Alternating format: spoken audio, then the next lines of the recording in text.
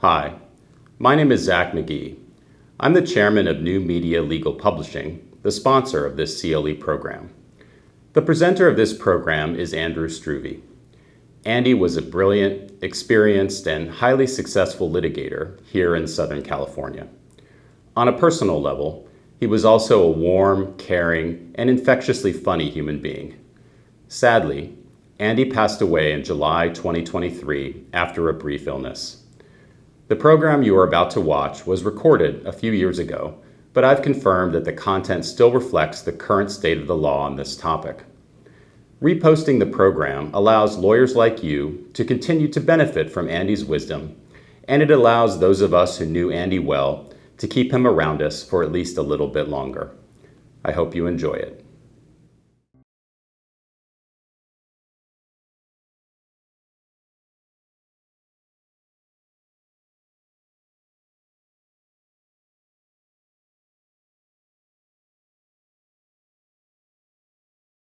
Hi there, my name's Andrew Struve with the Buckhalter Law Firm in California. I appreciate very much your joining us today for this program titled Now That's Funny, Zany, Wacky, and Plainly Hilarious Lawsuits and Opinions, but some of them are not all that funny. And so the thing to keep in mind as we do this is, where is there a place for humor and where isn't there? This qualifies for ethics credit, and I think it should. And so I'll start by doing the requisite stuff that will achieve that qualification. And I will defer to the United States Guide to Judiciary Policy because it's fairly representative of the various state jurisdictions, and it provides sort of a guideline of judicial behavior. And specifically in Chapter 2, the commentary in Canon 2A. And I really would hope that you keep this in mind during the presentation. I'll give some comments along the way. But here's the thing. The question is the appearance of impropriety in opinion writing and on the bench, and the question of what is the judge's duty to fairly represent the role in which she is cast, right? So Canon 2A says, and I quote, "An appearance of impropriety occurs when reasonable minds, with knowledge of all the relevant circumstances, disclosed by a reasonable inquiry, would conclude that, ellipses, temperament or fitness to serve as a judge is impaired," end quote. And so, the thing of it is, when we focus on ethics and when we focus on the rule of law, whether as lawyers or other advocates or as judges, the rule of law only depends upon public confidence in the fairness of the process. If public confidence is eroded, then the rule of law ceases to function. And so that, I think, is what is embodied in Canon 2A. And it even states, and again I quote, "Public confidence in the judiciary is eroded by irresponsible or improper conduct by judges." And then it's end quote. And then it says later, "A judge must expect to be the subject of constant public scrutiny and accept freely and willingly restrictions that might be viewed as burdensome by an ordinary citizen," end quote. And so that goes back to my sort of earlier point about confidence in the fairness. So we're going to be focusing on opinions today, written, published opinions that judges from various courts signed their names to. And you just sort of have to keep that general canon in mind. And, I suppose it's okay to have a little bit of fun, and plainly these judges did, but not when it undermines the confidence in the judge's impartial role. And I'll have a little more on that later. I'll start with the light stuff. Kind of fun. Not for the litigants, but kind of fun to listen to. A district court case, 1971, out of the Western District of Pennsylvania, which I would assume is Pittsburgh. I'm going to leave out the name of the petitioner here because it's neither relevant, and obviously this was a somewhat troubled person. So, United States ex rel ex versus Satan and his staff. The summary you'll find in the Federal Rules decision is civil rights action against Satan and his servants, who allegedly placed deliberate obstacles in plaintiff's path and caused his downfall.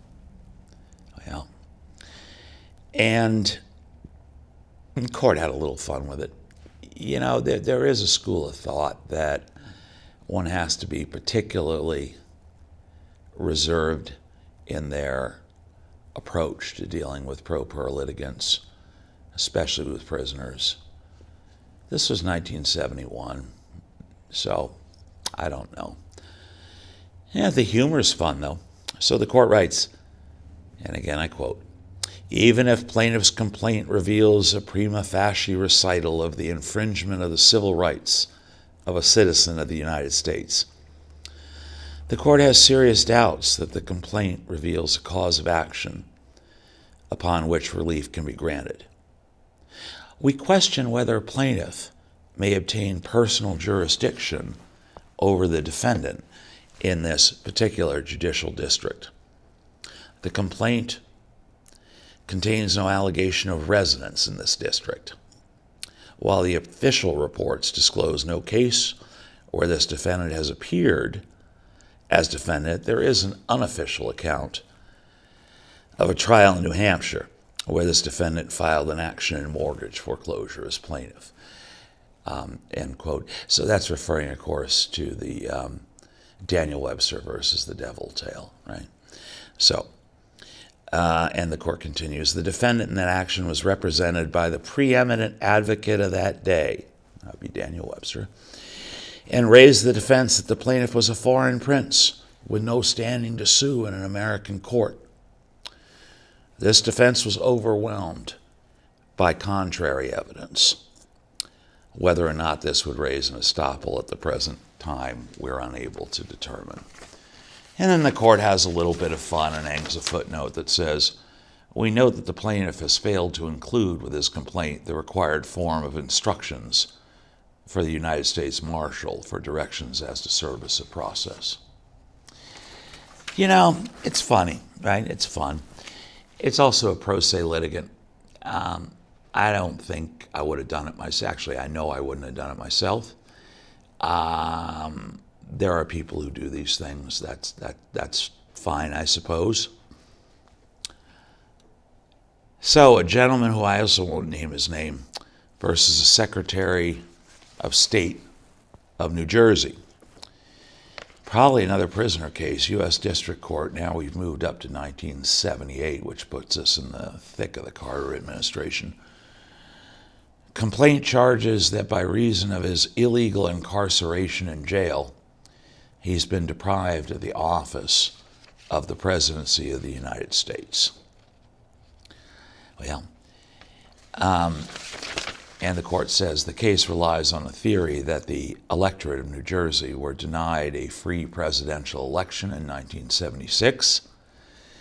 The demand for judgment includes a request that new presidential elections be held for the state of New Jersey. And it alleges that had there been a free, legal 1976 election, Plaintiff X would now be President of the United States. Well, and then the court goes on to add a little humor, saying that he's of the view, the court is of the view that then President Jimmy Carter was an indispensable defendant. And it does go on to say something interesting at the conclusion, but the Secretary of State is also the wrong defendant, even if this were not the wrong court, and even if the time for review had not expired long ago. And here's what we drill down on right here in the tail end of 2021, and I offer this for your kind consideration. The only function of the Secretary of State is to certify the persons chosen by the people as their electors.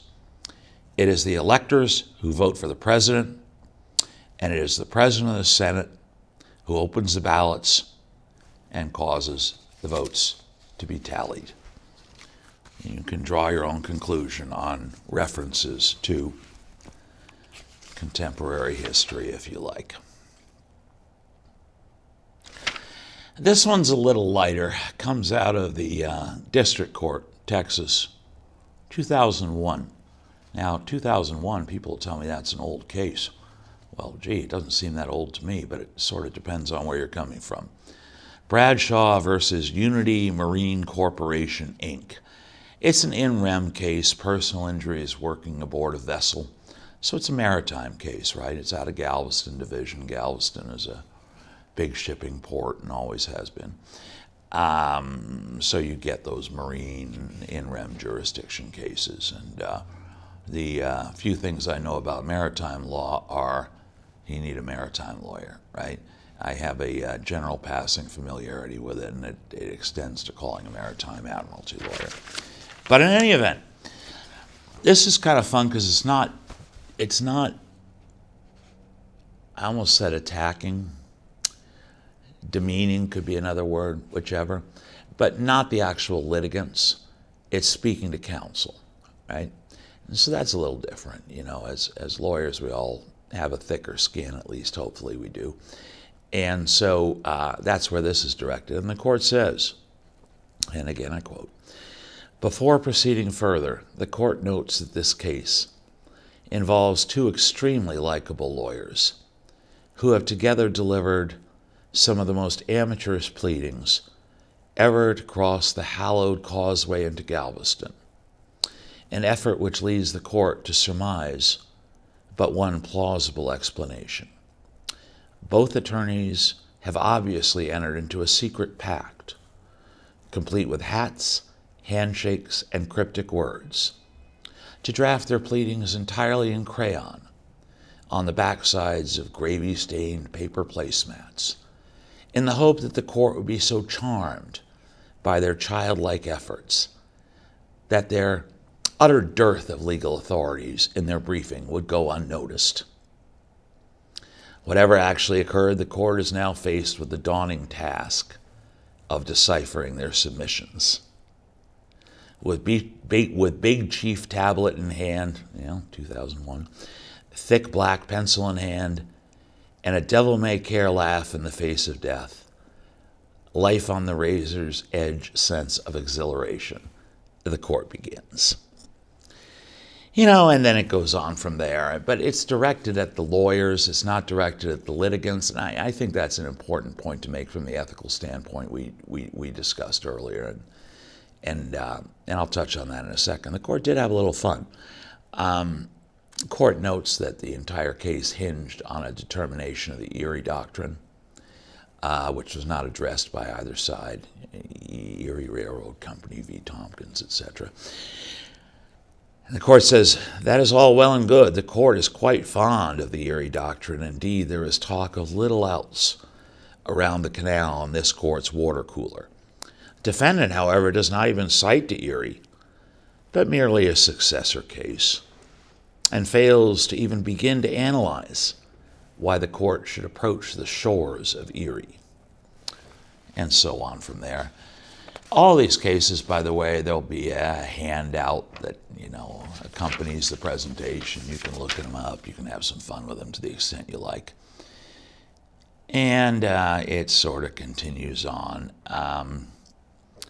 Plaintiff's counsel chose a citation by, and I quote again, throwing long-range darts at the Federal Reporter, remarkably enough hitting a non-existent volume. And though the court often gives great heed to dicta from courts as far-flung as those of Manitoba, Canada, right, it finds this case unpersuasive. And it says, plaintiff, for his vastly improved choice of crayon, brick red is much easier on the eyes than goldenrod, stands out much better amid the mustard splotched on plaintiff's briefing. And he says, but at the end of the day, even if you put a calico dress on it and you call it Florence, a pig is still a pig.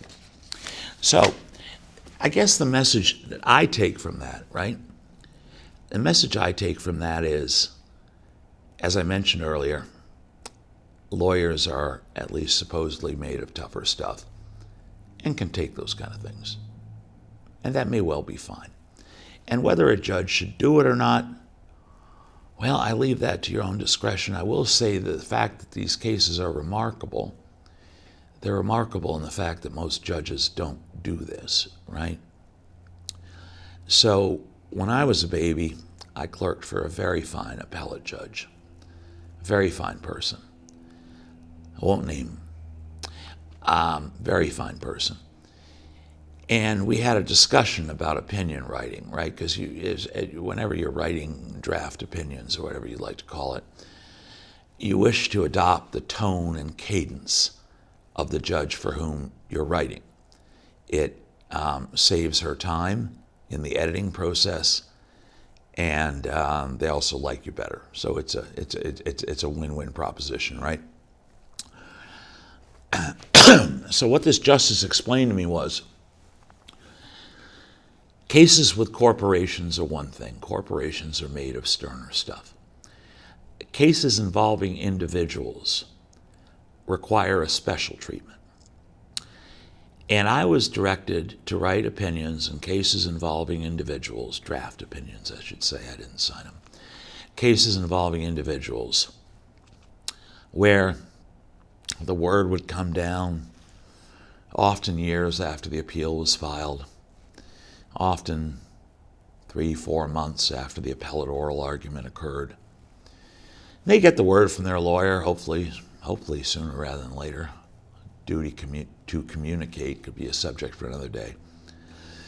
And they'd find out if they won or they lost, and quite often we were directed to write to the party that lost.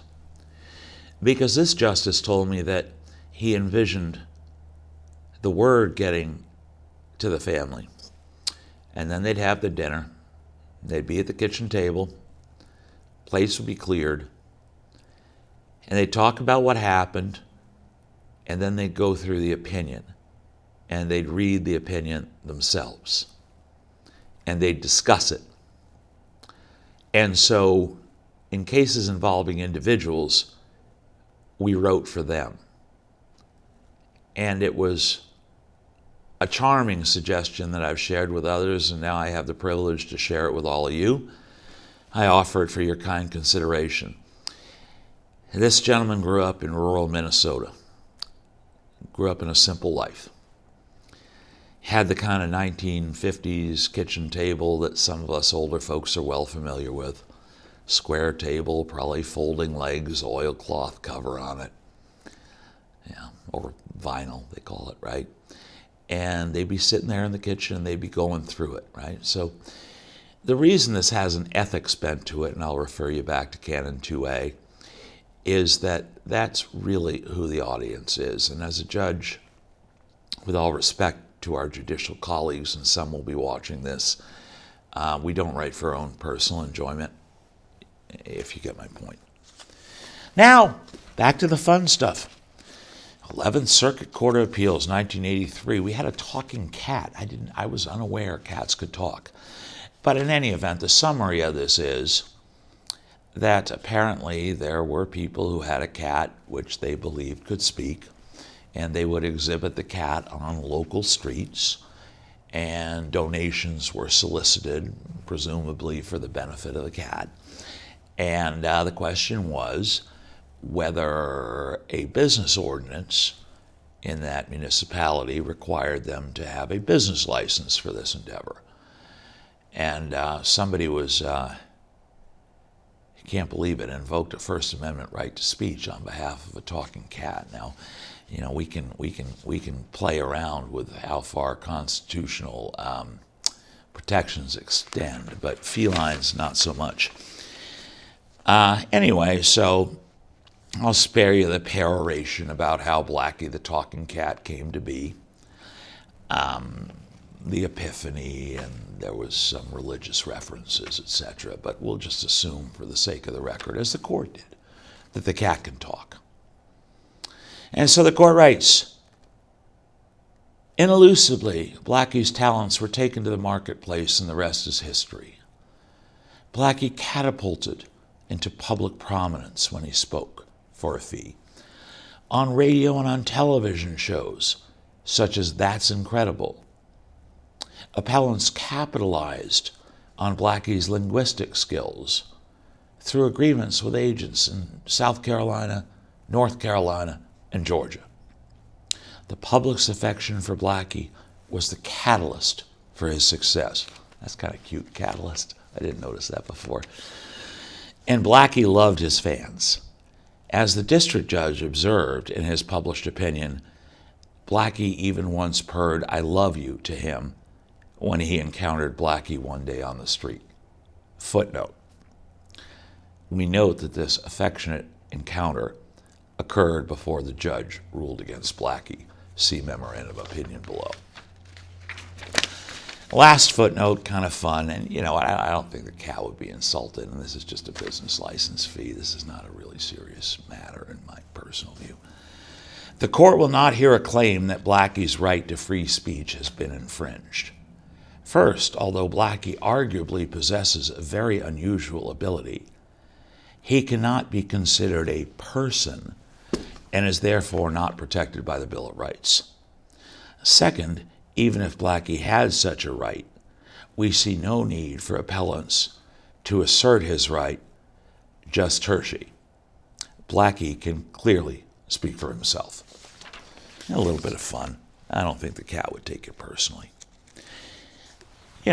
So that's inoffensive. That's kind of fun. You want to sue over a talking cat, I guess, it's like suing for defamation. You kind of open your entire life up for examination. Intentional infliction of emotional distress, you kind of open your whole mental health history up. So I guess if you sue on behalf of a talking cat, it's probably fair game, but opinions may vary. 1958, quite a while ago. Supreme Court of Pennsylvania, Bosley v. Andrews, right?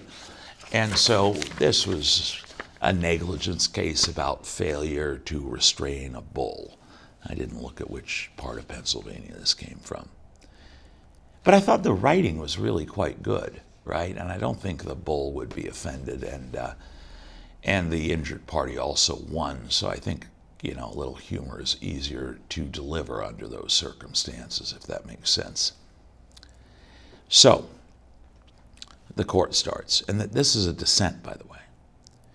"Like all human beings who believe that fame and fortune always lie in some land distant from their own, the cows of the Dale Andrews farm in West Salem, Mercer County, were not satisfied to browse and chew their cuds in their own pasture. They were certain that in the fields across the highways which bordered their owner's domain, the grass was greener, the earth fresher, the trees shadier, and the skies above bluer. Thus, from time to time, they would leave their own preserves and invade the Bosley farm on the other side of the road, where, with the spirit of bovine buccaneers, they devoured their neighbor's corn and wheat, destroying his vegetable gardens, knocking over young peach trees, damaging the apple orchard, mangling berry bushes, and eventually departed, leaving behind them a wide swath of destruction. They sometimes went away of their own accord, but frequently they had to be driven back to their home territory by the Bosleys." Here's where it gets kind of funny. "On the morning of April 10, 1950, about 9 o'clock, they ambled over to the Bosley farm to breakfast in the fields, which were the scene of former invasions. But before they reached the regurgitation stage, Mrs. Evelyn Turner, married daughter of the Bosleys, assisted by a trained cattle dog, who was half collie and half of indeterminate breed, headed them off and sent them back to their own pastures. By noon, however, they forgot their defeat of the morning and decided to visit the Bosleys for lunch. This time, 8 of them, with reinforcements. They brought along their boyfriend, a 1,500-pound Hereford white-faced bull. And I'll leave the rest of what happened to you, other than the sort of cute conclusion to the factual description. In the meantime, the collie mongrel dog who was to become the unwreathed hero of this episode bounded into the space between the bull and the terror-stricken woman. The bull then, as dull-witted as his brothers in the shouting arenas of Spain, who pursue an innocuous red rag, took after the dog, and Mrs. Bosley was saved from a leaden-footed toreador's end. Beautiful writing. Humorous, but kind of, to me, humorous in its beauty, right? A couple of easy ones to dispose of. Matter out of the Fifth Circuit, 1994, IRS tax case involving breakfast cereal. Apparently, a company overpaid on its tax returns, Kellogg Company. And I'll spare you a lot of quotes from it, but there's a lot of cereal references in it. Hey, pun unintentional, but rather fun. Cereal and cereal with a C and an S. The case makes plain the proposition that Kellogg does not have a monopoly on flakes. The IRS committed 2 scoops of errors, allowing a case which should have been a snap to devolve into a series of crackles and pops. In the serial antics of this case, oh, there they go, the government repeatedly failed to determine the actual tax refund owed to the debtor, and has sugar frosted the refund, overpaying by a considerable amount. That's about all you need on that one. Kind of fun case. And so in keeping with the theme of the sort of teasing of the corporate parties to a case, we just talked about Kellogg and the cereal and that kind of thing. And I think when you have, like I said earlier, corporations involved, corporations are made of tougher stuff, and this is just kind of a little bit of judicial fun. And so, I'm not sure that it really crosses the border of anything other than somebody that's bored and having a fun time. So, Chemical Specialties Manufacturers Association, etc., Fifth Circuit Court of Appeals, U.S., 1973. Suit was brought for a judgment declaring that a Dade County ordinance requiring that any detergent, laundry detergent, or synthetic detergent bear a label showing the ingredients of the product, listed in descending order of their presence of weight. And the suit was brought to declare the ordinance invalid on various grounds. Those kind of regulations are quite commonplace today and a lot more draconian than that, but again, we go back to 1973. So here's a concurrence. Chief Judge at the time of the circuit, Fifth Circuit, you know where it is. I guess he wanted to have a little fun. He says, as soap, now displaced by latter-day detergents, is the grist of Madison Avenue, I add these few comments in the style of that street to indicate my full agreement with the opinion of the court and to keep the legal waters clear and phosphate-free. As, I'm just going to put my little hand up for the detergent names, right, in case you miss them. This is 1973. As proctor of this dispute between the representative of many manufacturers of household detergents and the Board of Commissioners of Metropolitan Dade County, Florida, who have promulgated regulations which seek to control the labeling of such products sold within their jurisdiction. The court holds that Congress has specifically preempted regulatory action by Dade County. Clearly, this decision represents a gamble since we reach a cascade of criticism from an increasing tide of ecology-minded citizens. Yet a contrary decision would most likely have precipitated a Niagara of complaints from an industry which justifiably seeks uniformity in the laws with which it must comply. Inspired by the legendary valor of Ajax, who withstood Hector's lance, we have boldly chosen the course of uniformity in reversing the lower court's decision, and we are cheered, and we have the cold power to preempt, for it is crystal clear, and the regulatory scheme is head and shoulders above the rest, and with some joy, and so on and so forth. Anyway, somebody having a little bit of fun, right? Okie dokie.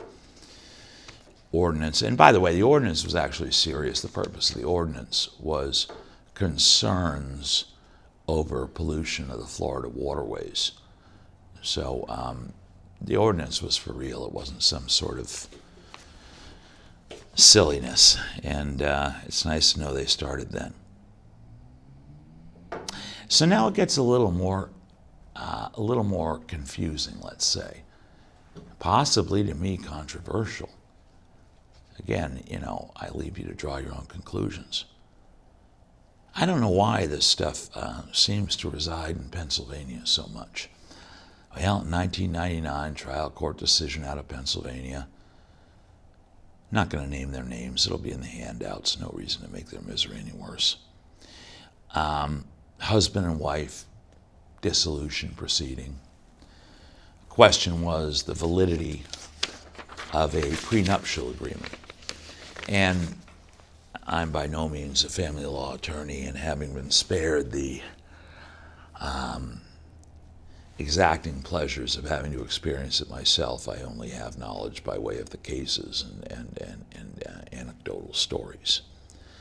But, see, this drills in on the ethical question, right? You're the judge. Now, this is not a detergent. This is not a talking cat. This is actually something that's pretty meaningful to the people involved. And, the emotional stress and tragedies of marital dissolution. Hell, they're a weekend seminar to themselves. So this is one where I'll just tell you I might have done differently, and I leave it to your own personal judgment. I don't claim any moral rectitude any better than anybody else's. Court writes, I'm going to use the name X instead of their last name out of respect. Conrad X filed a timely appeal, trying to avoid a premarital deal, which says appellee need not pay him support.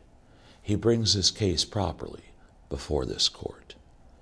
He seeks to reverse the alleged miscarriage of enforcing the contract he signed ere the marriage. Before we address how he grinds this axe, we set out the trial court's finding of facts, and I'll spare you those. Findings are recited. These factual findings are not in dispute. It isn't the facts appellant wants to refute. It's the legal conclusions he would have us eschew, and therefore X sets forth for review. Questions stated. No longer living in marital bliss, X says the judge was reversibly amiss for not overturning the prenup he signed before he and his bride had their lives intertwined. Our standard of review is a narrow one. Is there an abuse of discretion in what was done? Was there an error in the law's application? Or is this appeal mere financial frustration? So for the listeners, that was through paragraph 5 of the court's opinion. Paragraph 6 through 28 are offered for your own reading pleasure. I don't highly recommend them. So that's an example of a situation where you really don't toy with people's emotions, right? And I'll refer you again back to Canon 2A. I'm sure there'll be a slide on it appearing somewhere over the left side of my head at some point. But it's a situation where, family situations, child situations, injured persons, I would respectfully submit that those call for a particular sort of judicial tenderness, both for the litigants themselves and also as an example to others, and also the rule of law, which I spoke about earlier. You don't take a divorce and make fun of it. Find the laundry detergents, your Tide and your soaps and your Cascades and your flakes, they can take it. Well, now I did put these in order, by the way, because there's kind of a point I had in mind. 1988 from the Court of Appeals of Georgia. Here's another divorce case. Conviction about criminal damage to property. Ugly facts. Bottom line was, the facts will be in the opinion. They're just ugly facts, and they unfortunately happen every day. Basically, bloke was engaged, bloke got disengaged, bloke married somebody else. First engagee was offended. New wife decided to provoke her. She came over to the house and did some property damage and got arrested, and so on and so forth. Okay? An unfortunate circumstance that occurs every day, but I would submit not something to be toyed with. But in any event, the court starts, and I read this with regret. The events of the instant case dramatically illustrate the stark truth of the underlying poetic adage, hell hath no fury like a woman scorned.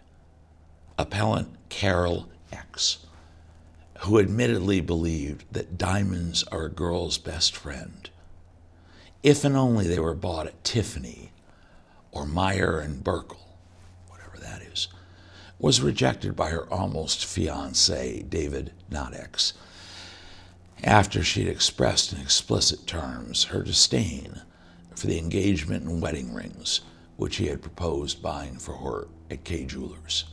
So now we have the presiding judge of the Court of Appeals of the state of Georgia. Well, I leave you to draw your own conclusions about that. So then a dissenting judge writes,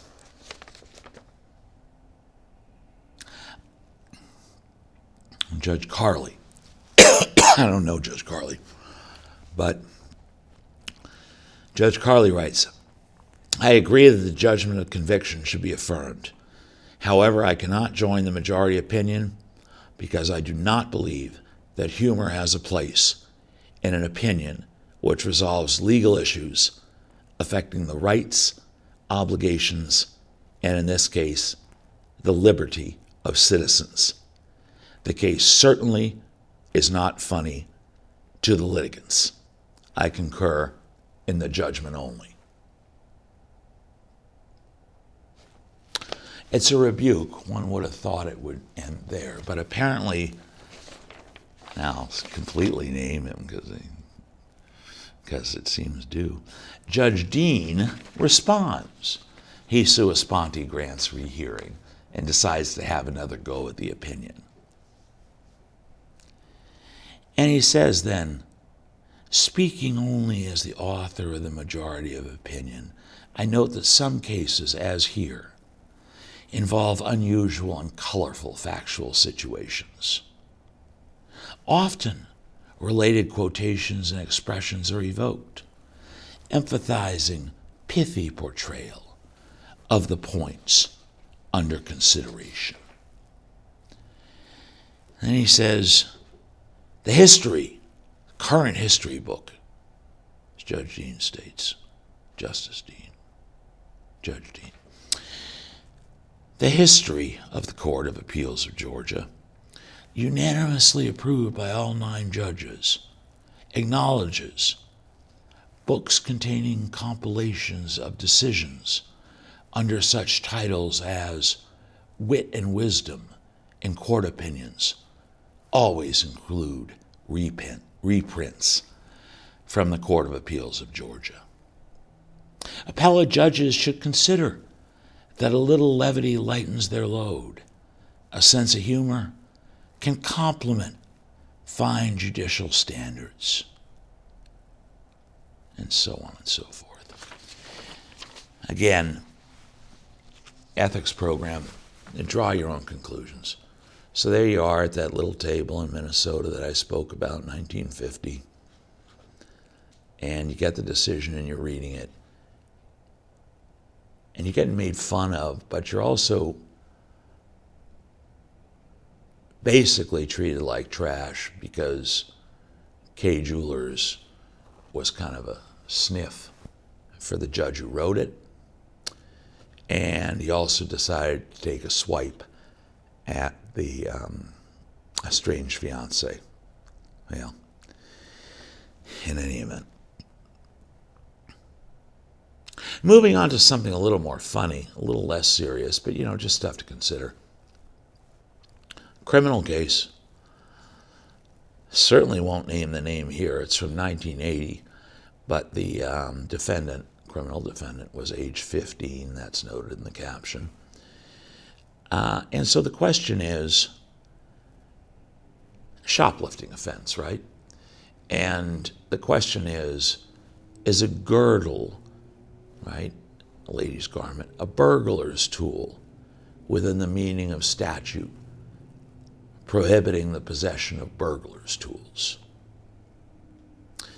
The court says, well, it's an elastic issue of first impression. And the city, Richmond County, actually the county, argues that this poor 15-year-old used her girdle as a kangaroo does her pouch, thus adopting it beyond its maiden form. God, it's a 15-year-old child.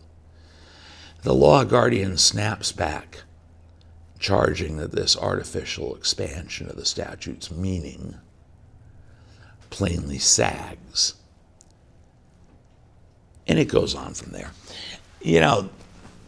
This is an example of a governmental entity, in my view, overcharging a situation. And I guess an argument could be made that if the girdle was worn deliberately, then theoretically, it might have been a so-called burglar's tool. There's a reported case from when I was at the Court of Appeal in California.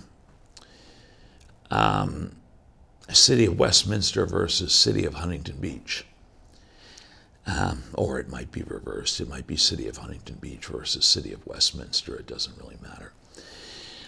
So there was a theft alarm at a big box store.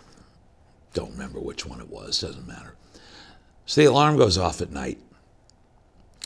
And one of the cities didn't have a canine unit on duty. But one of the neighboring cities did. And I can't remember who it was. Huntington Beach's burglary and Westminster helped, or Westminster's burglary and Huntington Beach helped. It doesn't matter. But what you generally do if you have an alarm going off in a big box store and you're not sure what's going on, one fairly accepted procedure is to send the dog or two dogs in, and they'll see what they can find, right? Well, and so cities have these mutual aid agreements where they help each other.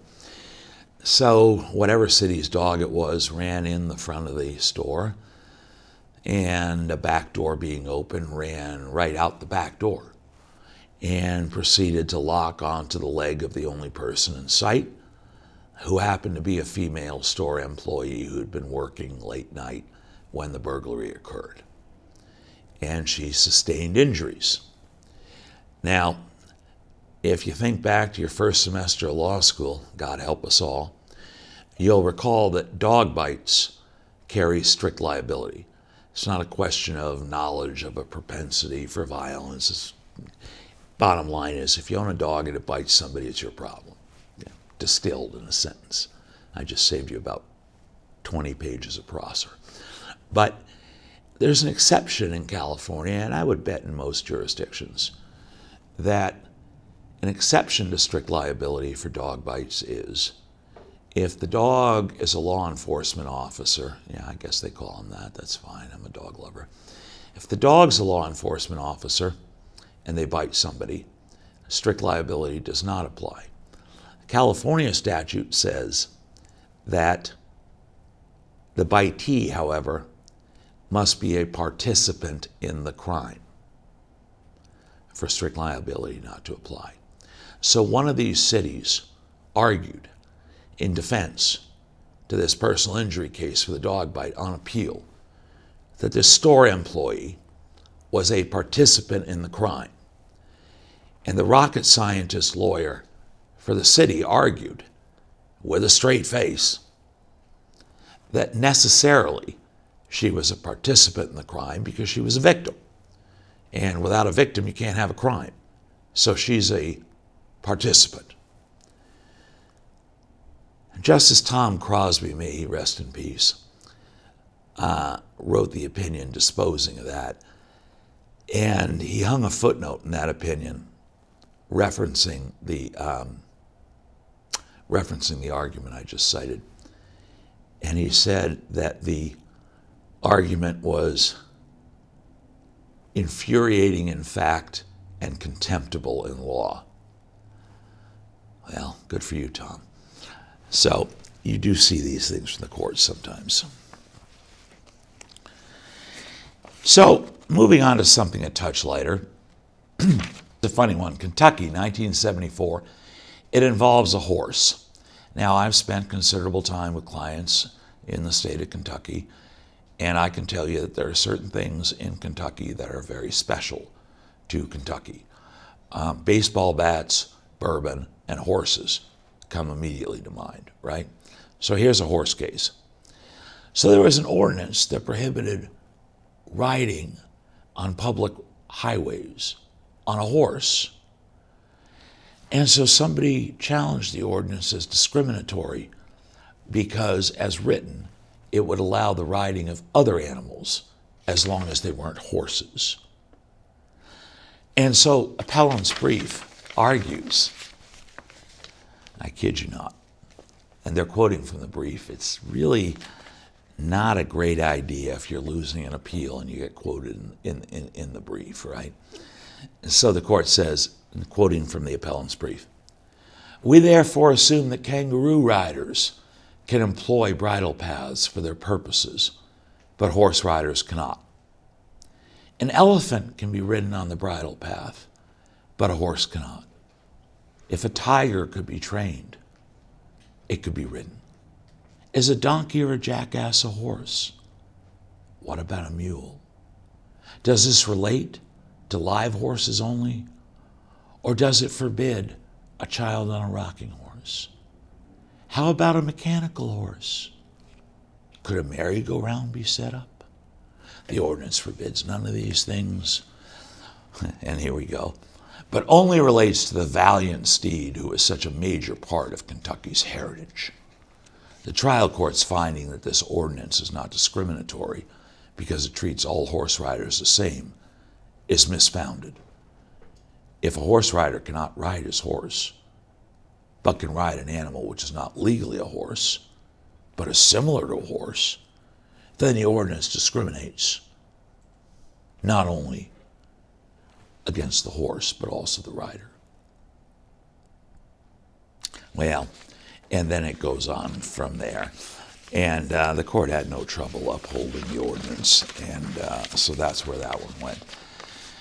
Appellate advocacy, one of the things, that I could respectfully recommend is you got to know when to stop, right? And that was one of those situations in my view. So here's an actually quite funny one in my view. So somebody bought a house. This comes out of the Supreme Court Appellate Division, First Department in New York. Well, so the way it works in New York, like much of their CPLRs and their civil practice, for those of you who are not New York lawyers, everything is upside down. The Supreme Court is the trial court. Supreme Court Appellate Division is the intermediate court of appeal. and then the Court of Appeals is the highest state court.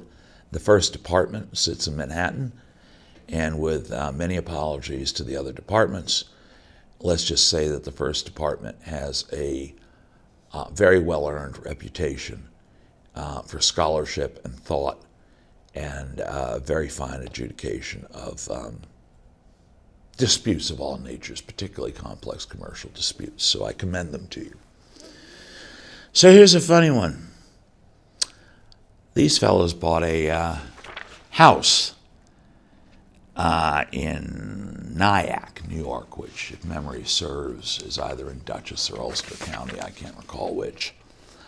The court says plaintiff, to his horror, discovered that the house he had recently contracted to purchase was widely reputed to be possessed by poltergeists, reportedly seen by defendant's seller and members of her family on numerous occasions over the last 5 years.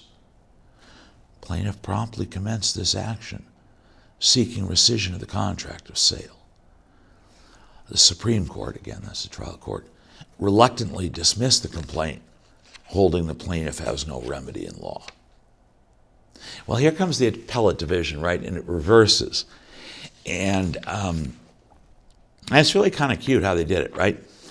The merits of the basis for the reversal I leave to your own judgment.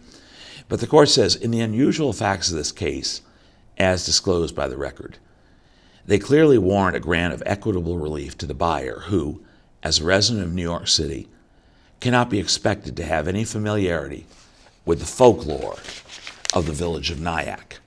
Not being a local, plaintiff cannot readily learn that the home he had contracted to purchase is haunted. Whether the source of the spectral apparitions seen by defendant's seller are parapsychic or psychogenic, having reported their presence in both Reader's Digest and the local press, defendant, seller, is estopped to deny their existence, and hence, as a matter of law, the house is haunted. More to the point, however, no divination is required to conclude that it is defendant's promotional efforts in publicizing her close encounters with these spirits, which fostered the home's reputation in the community. And then it discusses walking tours and newspaper articles and those kind of things. Applying the strict rule of caveat emptor to a contract involving a house possessed by poltergeists conjures up visions of a psychic or medium routinely accompanying the structural engineer and the Terminix man on an inspection of every home subject to a contract of sale. It portends that the prudent attorney will establish an escrow account, lest the subject of the transaction come back to haunt him and his client, or pray that his malpractice insurance coverage extends to supernatural disasters. In the interest of avoiding such untenable consequences, the notion that a haunting is a condition which can and should be ascertained upon reasonable inspection of the premises is a hobgoblin which should be exorcised from the body of legal precedent and plainly laid to rest. It's kind of interesting. So I offer it for your consideration. Moving over to another fun but actually socially laden subject, this case involves the child's doll Barbie, right? And I will leave it to child psychologists and social experts to their judgments of the comparative values of the Barbie toy and how it's changed over time and so on and so forth. But Ninth Circuit Court of Appeals, my home circuit, 2002, there was a song that hopefully you haven't personally been tortured with, but I have high school children, so I do recall the song. Something like, I'm a Barbie girl living in a Barbie world. And so Mattel, no stranger to litigation, trust me, was, shall we say, displeased with the song and its characterizations. And so a lawsuit followed. So the Ninth Circuit, and now this was Judge Kaczynski, and I will not offer any personal opinions. It's well finded in the press if you don't know him personally. But Kaczynski writes, kind of interesting writing. I'll offer it for your consideration. Barbie was born in Germany in the 1950s as an adult collector's item. Over the years, Mattel transformed her from a doll that resembled a German streetwalker, as she originally appeared, into a glamorous, long-legged blonde. Barbie has been labeled both the ideal American woman and a bimbo. A word I wouldn't have used. Kaczynski is no longer on the bench. Back to the words. She has survived attacks, both psychic, from feminists critical of her fictitious figure, and physical, more than 500 professional makeovers. She remains a symbol of American girlhood, a public figure who graces the aisles of toy stores throughout the country and beyond. With Barbie, Mattel created not just a toy, but a cultural icon. And then it goes on to discuss the song and everything else. Interesting insights. I don't know. I'm going to let you draw your own conclusions. This is a national publication. I'm not taking any sides. I offer the participants to your collective judgment if you care. So turning to an interesting case, Casey Martin, a PGA golfer about 20 years ago with physical challenges, required accommodation in terms of not walking the entire course. And so the case was litigated as to whether the Americans with Disabilities Act required the tour to give him such accommodations. And it made it all the way to the U.S. Supreme Court. I remember when it came down. And the court ruled that Mr. Martin qualified for accommodations under the Americans with Disabilities Act. And Justice Scalia wrote a dissent. And what's notable about it, Scalia dissents could be pretty scathing sometimes, but this one wasn't. It was measured. It was measured. And there was nothing in it that was pejorative to Mr. Martin. He just laid out his disagreement with the majority's statutory interpretation of what the Americans with Disabilities Act provided. And so he says, and I offer this just for an example of a very Scalia analysis of the statute, with a little humor, right? Which he always had. The court, for its part, assumes that conclusion for the sake of argument, but pronounces respondent to be a customer of the PGA Tour or of the golf courses on which they play. It seems to me quite incredible. The PGA Tour is a professional sporting event staged for the entertainment of a live and TV audience, the receipts from whom pay the expenses of the tour. The professional golfers on the tour are no more enjoying, the statutory term, the entertainment that the tour provides or the facilities of the golf courses on which it is held than professional baseball players enjoy the baseball stadiums in which they play, or the facilities of Yankee Stadium. To be sure, professional ball players participate in the games and use the ball fields, but nobody in his right mind would think they are customers of the American League or of Yankee Stadium. They are themselves the entertainment that the customers pay to watch, and professional golfers are no different. And then Scalia goes on to acknowledge that golf courses are indeed places of public accommodation, well established and rightly so. But then Scalia emphasizes that Martin was not enjoying or using as a customer. He was, Martin was part of the entertainment. And then it says the court relies heavily on the Q school. That's the qualifying tour that one has to do to make it onto the PGA. It says that petitioner offers the golfing public the privilege of competing in the Q school and playing in the tours. Indeed, the former is a privilege for which thousands of individuals from the general public pay, and the latter is one for which they vie. And then Scalia says, and I do love this quote, but the Q school is no more a privilege offered for the general public's enjoyment than is the California bar exam. Well, I think he got that one pretty right. So here's the last one. I'm going to leave you with this, right? This is kind of fun. This comes out of Northern District of Texas, Dallas, 1985 case.